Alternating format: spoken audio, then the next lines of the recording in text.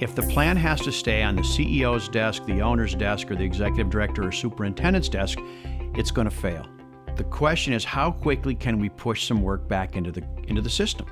And the sooner people start on the work, the faster they have success on the plan.